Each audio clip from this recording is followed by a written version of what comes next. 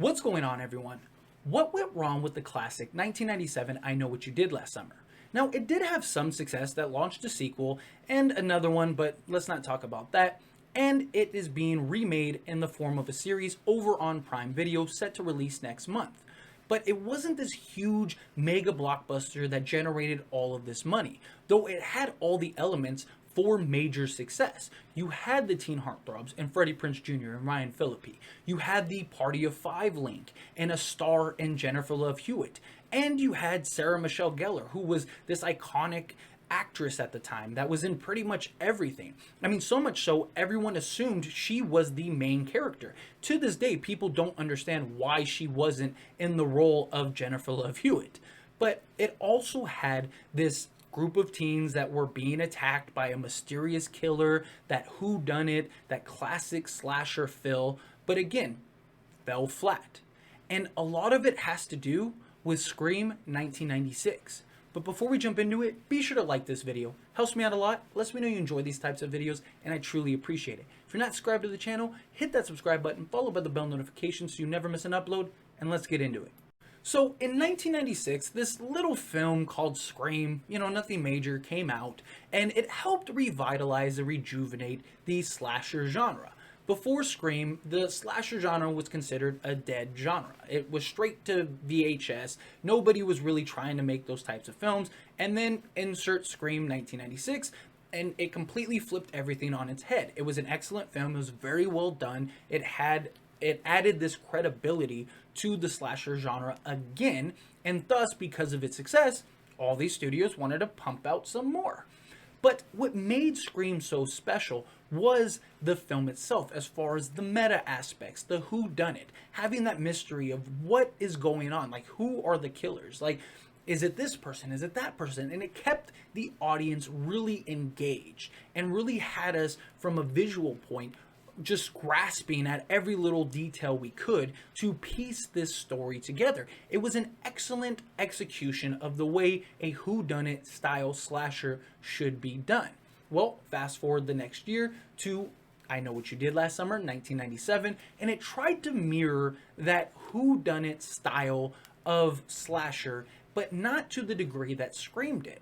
And it fell really flat to audiences because it wasn't this meta sort of mystery with all these Easter eggs. It was a very straightforward, this is what happened, this is the reason, here's the group of teens, here's your typical tropes. You got the blonde, you got the sort of nerdy but hot type of girl, you have the, jock that's sort of rough and tumbly, you have the, pretty boy that's just this nice sweetheart, and it went right back and resorted to the reason these slasher films weren't successful, that same repetitiveness that people have seen time and time again. It was almost like the Breakfast Club style of horror.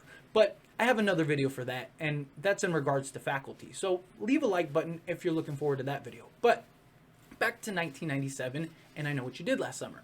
So it fell flat in the form of the storytelling as far as the whodunit, because if you've seen the film, the outfit is just a hat with a slicker and a hook. You can make out details of who the killer is from the jump. It's clearly a white male, yay high, and it sort of takes away the mystery, where it's not wearing a mask, it's not fully covered up to where you don't know, is it a man, is it a woman, is it a monkey, what is it that the killer is chasing these people? And yes, I Know What You Did Last Summer did a great job in storytelling. It added that suspense. It had its elements of greatness in the film. Obviously, it had a great cast that people adored and sort of got behind and enjoyed. But overall, the film lacked a lot as far as that captivating, draw in your audience slasher. Because from the jump, you can tell to a degree who the killer is. And thus it takes away, even from a character standpoint, of the character should be able to tell that is a white male about 6 feet tall and he's coming after them even while they're running and looking back at him, and he's popping up. You can tell it's a white male. So it kind of takes that mystery away of like, okay, well then if it's not these four characters, there's only three other characters really in the entire film that it could be. And so out of those three, there's really only two of them that it could be, and you're just like, what is going on? And so it takes away from that mystery, but it also makes it like this is a film that could be done in 30 minutes. You know, they just take all the information, they take all the harassment, they take all the evidence that they have, they go to the police, they give a description of, you know, hey, we got a white male about 6 feet tall, wearing a slicker, wearing a cap, and he's trying to kill us. He's sending us all this harassment, he cut my hair, he did all this stuff, and it's a fisherman town. So the police have a ton of information to go off of, and they can start, you know, interrogating all of these fishermen in this town that is a fisherman town. But besides that point, it lacked the believability as far as a story standpoint, and it also lacked the overall mystery, but also it tried too hard to be creative. It started out as this sort of fluid film, like here's your story, here's the setup, these are your typical high school teens that are on this party and they're graduating, life's great, time's great, boom. They have a terrible accident, they decide to do a terrible thing, and it comes back to haunt them. That was essentially the story. But then they tried to have all these sort of mysteries that fell really flat, and all of these scenes that were just, that didn't draw in an audience to the degree that Scream did. And you have to think, Scream came out in 1996, so all of these slasher films going forward are all being compared to Scream. And not saying that you have to be as good of a film as Scream, but you at least have to be able to semi-compete. You have to at least be able to be in a discussion with Scream.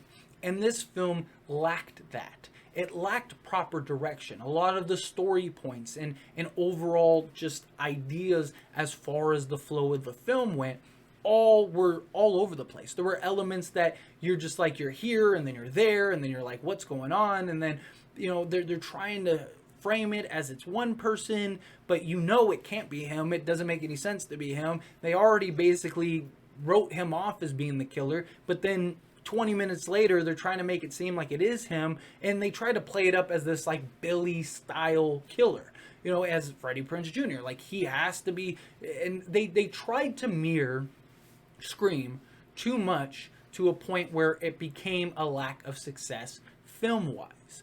And again, that's your comparison because of what Scream did to the slasher genre. It gave it life again. It breathed air back into its lungs so it could thrive again. And there were other sort of horror films that came out that were good. And again, this wasn't a complete flop. I mean, to this day, it is a classic film. It's a film that I enjoy. It's a film that many enjoy. It was a great film. It spawned a sequel that was as successful. It did a great job. And that one had Brandy and characters in it that people recognized and knew, and did a great job as far as an entertaining film. It was definitely entertaining. It was definitely something that, you know, you want to watch a slasher, you already watched Scream, throw on I Know What You Did Last Summer and have a good time. So it definitely had its success. But it wasn't this global iconic film that was supposed to launch this franchise of sequel after sequel like Scream. This was the film that was trying to compete with Scream. Problem is, it was nowhere near being the level of competing. It was like a varsity playing a freshman team.